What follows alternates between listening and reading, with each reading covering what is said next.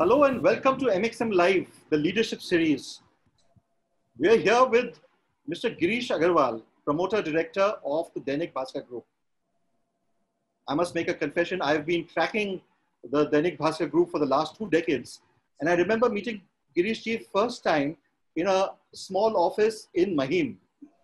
And from then to where he has grown, and I've also worked with the Dainik Bhaskar Group twice over, once with DNA and the other with the digital division of the group, and I must say that it has been a great experience, and I'm sure it is the same for you, Girish, the fact that you're speaking with me. Certainly, yes, totally. So, we are talking in the midst of a pandemic which has not ended yet.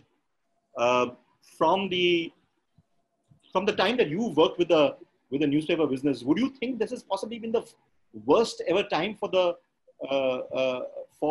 Indian newspaper industry? Yeah, certainly this is the worst ever time for the whole humanity, because I think anybody living wouldn't have seen this kind of thing happening around the pandemic, where the whole world is shut, everybody is concerned, and the worst thing is that nobody knows what is the cure and when is the cure. That's right. And when the pandemic did strike everybody, and the newspaper circulation was being stopped across various territories, even smaller cities, what was running through your mind when it happened? See, when around 23rd, 24th of March, when the lockdown happened, circulation did get impacted by around 30-35% because of sudden non-availability of the trains and the vehicles to ply, and the government restriction for not letting people commute in the city, because newspaper has to physically be taken from one place to other, and then the distribution boys has to go around. That became a big problem. Then I think around 25th, there was some rumor happened that paper may carry the virus also. Right. So that also took us some 6-7 days time to settle it down and clarify to the people with the best possible doctors in the world that newspaper doesn't carry any kind of virus. So it did take some impact, but thankfully in the tier 2, 3, 4 cities, what so-called we call the semi-urban, smaller cities and all that, those cities were not at all impacted for a long time. But the metros really got impacted very bad. I remember, I used to. There were a lot of people who couldn't even access e-papers, so I was sharing the e-papers with them and also with you. And I remember, the whole thing about the angst of e-papers and people getting it free and newspapers losing out was just so much then. And from then to now, you've really, shot back with a bang. Thankfully, because it happens with any kind of such issue, because for that 1 week's time, nobody knew, and forget the newspaper industry alone, whether it's a television industry, the whole programming got shut, whether the consumer durables industry, automobile industry, nobody really understood from where it came, you know what I mean? But then everybody took some time, somebody took 5 weeks time, somebody took a week time, somebody took a couple of days time to get back and saying that, okay, this is what has happened. Let's understand how we can fight it and come out shining and winning. I was reading an EY, Ernst & Young report, that smaller towns will kind of lead the recovery and consumption normalization faster than the metro markets. Circulation may stabilize by, in the metros, it will take much longer for circulations to stabilize. And so do you think, first of all, whether this report is correct, because you are actually seeing the situation live on the ground? Is it really Achhe Din? Are the Achhe Din back in the non-metros? I won't get into the Achhe Din, Bure Din, that becomes political. But what I can tell you is very clearly, see, you have to understand the difference between metro living and the so-called other cities living. So if I take the 5-6 cities of India, Bombay, Delhi, Gurgaon, Bangalore, to some extent, Chennai and all, the Hyderabad. Now, these cities are vertical cities, You have towers, you have societies which has some 1,000, 2,000, 1,500, 500 flats in that building, and X number of people live in those buildings. So what happened because of this COVID, from the newspaper perspective, first of all, the societies decided that nobody will go out and nobody will come in. So suddenly a newspaper vendor was not allowed to come in and distribute the paper. And hence, the distribution of newspaper got impacted severely in these markets. Not only distribution of newspaper, even the other consumer things also got impacted. That people said even the delivery boys from any other company, whether it's an e-commerce company or food delivery company, nobody was allowed in. So that became an issue. While in the rest of India, we all live in horizontal cities. Single story house, double story house, independent house, row houses and all that. Now over there was no society to come and dictate terms to you. Your newspaper vendor came and delivered the paper outside your door and you picked it up as usual. Also, there is a living issue in metros and outside metro. Because of the fear factor in metro, because you live in a big tower, if, for example, God forbid, one of your neighbor gets COVID, you all have a chance, the entire society has a chance of getting multiple infections because there are 1,000 flats, he's using the same building, your service lane and all that, central air condition and all that. So society said, nobody will go out, nobody will come in. And the fear factor became much, much more in the metros. While in the smaller cities, so-called smaller cities, tier 2, 3, 4 downs, independent houses, small 2, 3, 4 stories, even if somebody get impacted, only that particular house was blocked. Rest market was on. Now, if you look at the difference in the state of Madhya Pradesh, Kerala, some part of Andhra Pradesh, West Bengal, UP, all the restaurants opened up in the month of June. The malls got opened up in the month of June. So the life started coming back to normal since the month of June of 2020. But what happened in case of metros? As we said in Bombay today, till now the restaurants are not open. The malls are open, but with a lot of restrictions. So that's why what EY report says, because of such fear factor, the tier 2 and 3 cities, they don't have fear about it. The markets are opened up, so the consumption is back to normal in those cities. But in the metros, it's not. If newspaper page numbers and hoardings are, in a sense, a barometer of what the economy is doing and how the economy is doing, would you say that, and given the fact that Dainik Bhaskar has had some jumbo editions in the recent past, over 100 pages, and even in a market like Gujarat, which had been affected in a very big way by the pandemic, you've had a bumper edition there. So is that a valid indicator of the fact that, well, the economy has gotten back on track in a big way and we'll have a good festive season ahead? Absolutely. Because see, newspaper advertising or any other medium advertising is an indicator where the marketer is now back in the market to the consumer. And he's putting all the efforts to see that my products are being sold, and hence he's advertising. And he's advertising time and again because he knows his efforts of marketing is working and consumers are coming and buying the product. Let's look at other companies, automobile. Now I'm told two-wheeler companies, whether it's Bajaj Auto or Hero Motors or TVS, they all are saying that they are back to almost 70-80% of their normal levels in terms of production. And some of them are even having a short supply when it comes to the demand. Look at four-wheelers. I recently read an interview from Hyundai and Maruti. They are saying their sale of SUVs has come back to normal. That's a big number. Now, if you look at other companies, those who are in consumer durables, whether it's a television or washing machine or dishwasher, vacuum cleaners and all that, they are saying they've already come back to last year's normal.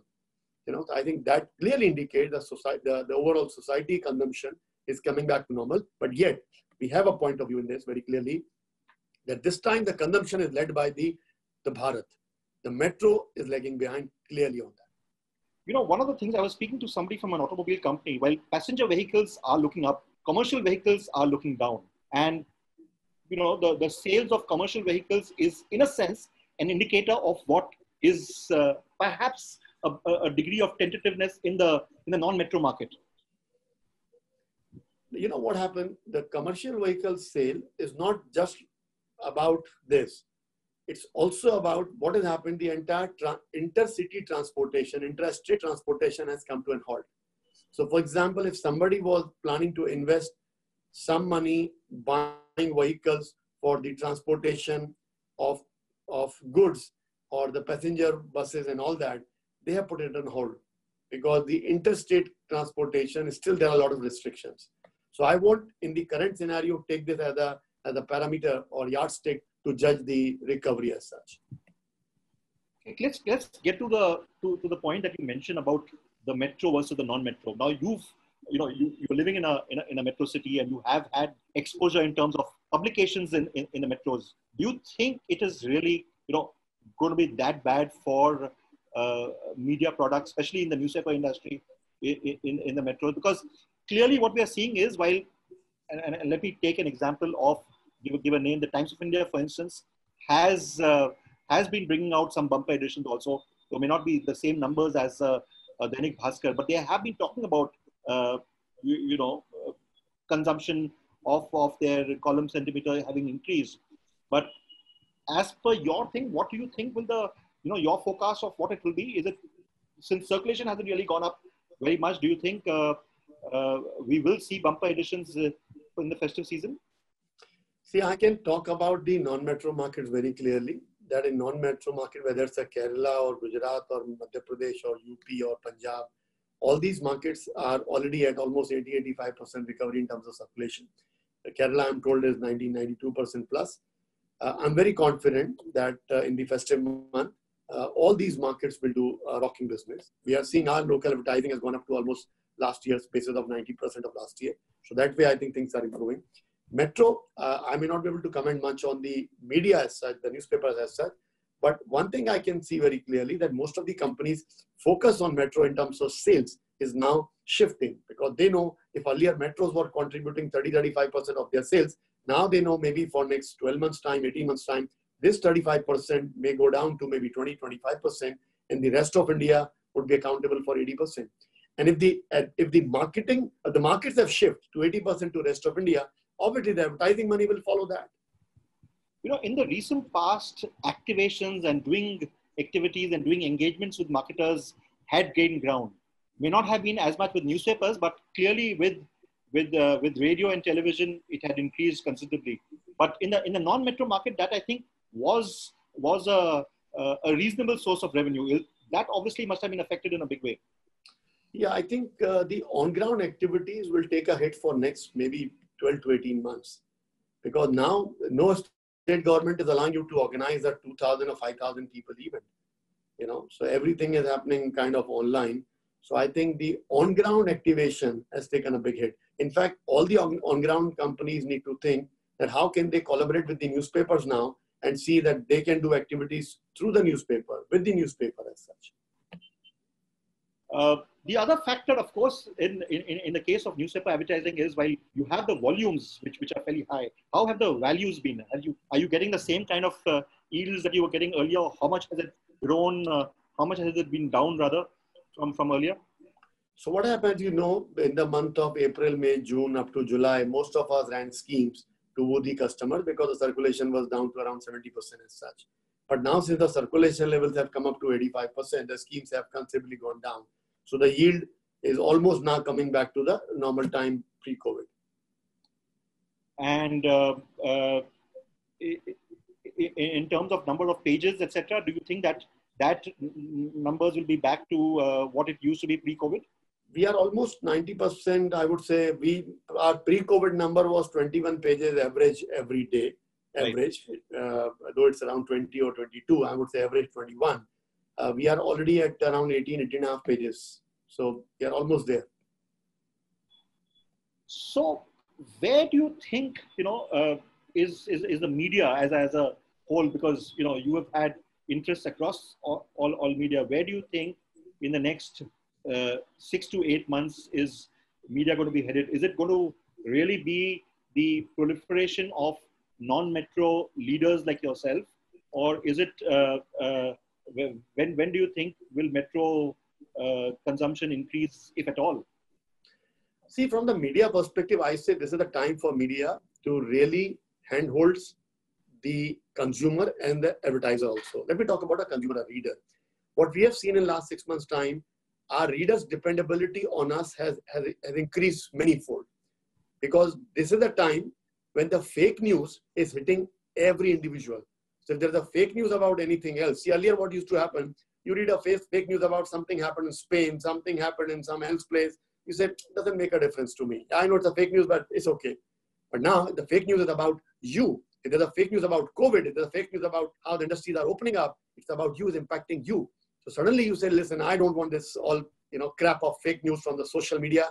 I want to handhold a reliable, credible source, which is newspaper. And that's the reason we have seen the accountability of newspaper, which was always there, has increased manyfold. And that's the reason the time spent of a reader on a newspaper has gone up. There are multiple reports which has come out which say that the credibility factor, the trust factor has gone up. These COVID times, it has become much, much more apparent and seen by the readers. And that's for the reader's perspective. Now coming from the advertiser's perspective, what is the advertiser looking at? He's looking at your reader pages. He's looking at that reader who is willing to spend 40-45 minutes on that newspaper, so that he spends around 3-4 minutes on that particular page where his ad is there. And while reading a great credible news item, he also glances through your ad and say, oh, in a right environment, in a very credible environment, in a positive environment, he says, oh, this is a company who's talking about selling a two-wheeler or a four-wheeler or a washing machine. Yeah, it makes sense. Look at that. I'm not making his ad as an intrusion into his privacy, where I'm reading something on my iPad and some ad pops up and they say, oh man, remove it fast. I'm not doing that. So that is the reason advertisers are also very delighted to work with the newspapers. Oh, I'm sure. But one of the things that we've seen over the last few months, and especially since the lockdown was announced in March, is that a lot of newspapers, and especially in the metro markets, did let go a lot of people from the journalist team, and consequently there would be a dilution of the product. So do you think that is going to impact at all in terms of? I don't agree with that at all, for simple reason, because some newspapers may have to reduce the count, head count. But that head count they must have either appointed in last maybe few months or in a year or two, or looking at some expansion they were planning to do. Now, since the expansion is not happening, they must have decided to let go that people. Or maybe some segment where they really feel that I had extra staff in that particular department, so I can let go 1 or 2 people go out of that. But I don't think that number is like going beyond a single digit for any organization as such. That's important. Number 2, when newspapers are clear that we are all about credibility. What is newspaper made of? It is not made of paper. It is made of news. And who brings the news? Journalists. My thousands of reporters, those 3,500 journalists and photographers, those who work with us, the reporters, those who work with us, they bring in the news. They make those pages alive. They make those pages credible. So I can't say that my page is credible because there's a half-page ad in that. No, I'm truly very clear that for a newspaper, paper is like body, news is like soul, and the soul is what the reporters and journalists make it a soul. Otherwise, it's a dead body. Yeah? Who cares about that? So I'm very clear that every team member, and I'm very proud that we have 10,000 number of people, those who the team we work together. Every individual, whether it works in a journalist or the photographer or in accounts or a distribution and marketing or whichever department they are in, they all bring in. I must say that this is really good that you're saying this, because as one of the country's largest newspaper companies, it's important that people feel that they are valued and they are needed, because somewhere, given rumors or given what actually happened, this had taken a beating. I have just 2 more questions for you. One is that in the last 6 months, we've also seen a proliferation of the consumption, an increase in consumption of the digital media. I've also seen that the Dainik Bhaskar Group has now gone beyond a paywall. And with the increase in consumption of language content, Hindi language, Marathi, Gujarati, and all the languages that you are in, clearly that is going to be a big thrust for you. What are the activities that you are doing to ensure that with a certain set of people who are digitally active and digital natives, Dainik Bhaskar is still a force to reckon with? So what we are doing very simply is that there's a great team who put up a paper in the morning. So as a reader, when you get up in the morning, you pick up a paper. Spend that 45 minutes for your mental meditation through the newspaper. I call it a mental meditation through the newspaper because that newspaper takes you around the world. In that 45 minutes, the newspaper brings every possible thing to you.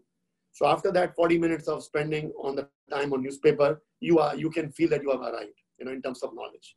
And then throughout the day, you need to be updated. And that's what digital does. That you keep going at 10 in the morning when you are on your way to office, you want to check what has happened for the moment, any updation. And that's what our digital team does, that we keep providing you updation throughout the day. So that when you sleep in the night, till that time, you have known that, yes, I'm totally aware of what has happened in the world. And next day morning, when you get up, you start again with your cup of tea and a newspaper, and you say, yes, now I've absorbed everything. Now let's start back the whole day's process, and the digital keeps you updated. And when do you see revenues of digital increasing? Will they become as potent a source as your print media?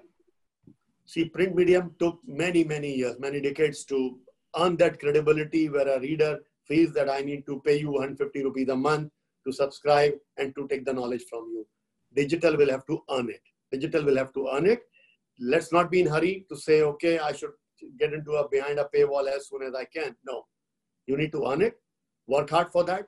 Create that credibility that, yes, like a newspaper, during the day, you can keep me updated in a credible way. And then maybe a consumer would like to pay you for that also. Thank you very much for your time, Mr. Girish Agarwaal. I would like you to, since this is on MxM and which is read by a large number of advertisers and media agency and also journalists, a last word for given the fact that you are a media owner, anything that you would like to say to people that, well, this is where we are, and buying media and reading media mein hi samajhdari hai. Okay. So I won't really do the sales job here, but what I would say to all the friends in the industry, marketing agency and all that, see, last 6 months, we have all spent time in cost cutting. Wherever we could cut the cost, all of us have cut the cost, correct? Making organizations more efficient. Great job done. But now from this month onwards, it is our responsibility that we make sure the revenue comes back to 100%. Because see, your company in last 6 months' time has taken the advantage of the bank moratorium. So you had no interest and repayment to be done. But from October onwards, you will have to pay bank also. All your expenses are back. So I would suggest everybody's focus should be revenue, sales. Whatever it takes, we must bring the sales back to 100% or more than that. That should be the motive of every single organization, every single person working in the organization. You can't say that is the responsibility only of the sales manager or the marketing manager. No. The MD of the company, the CEO of the company, the CFO of the company, the production guy in the company, everybody should start now thinking about sales and revenues. Because in the next 6 months' time, if you are able to bring the sales back to the organization, you will be flying. You'll be flying high. That's what we all should do now. All the best for that. Very well said, and all the very best. And let's hope we are all collectively flying high. Thank you very much. Namaskar.